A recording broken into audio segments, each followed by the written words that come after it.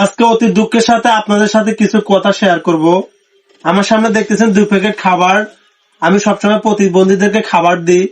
তা আজকে দাউদকান্দি আসতে লেট হয়েছে, যার কারণে আমি খাবারগুলো দিতে পারি নাই, খাবারগুলো নষ্ট হয়ে গেছে। এটা কোনো বিষয় না, কিন্তু দাউদকান্দি থেকে চান্দিনা পর্যন্ত জাম পাইছি এবং ক্যান্টনমেন্টের থেকে বিশ্ব রোড পর্যন্ত জাম পাইছি।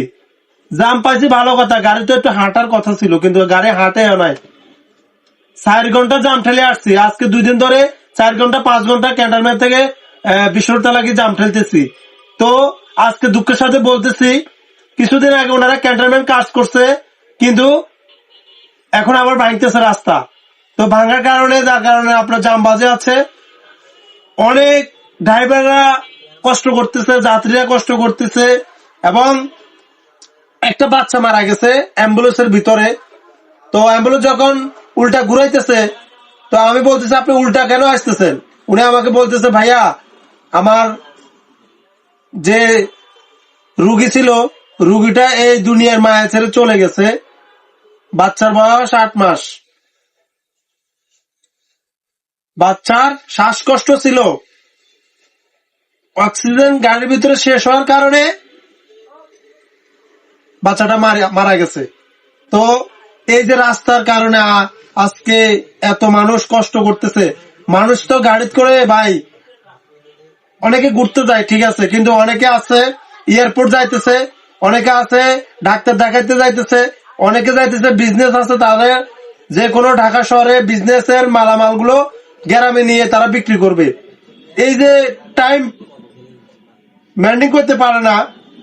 আমার এক যাত্রী, উনি মানে পারে না, কান্না করে দিত।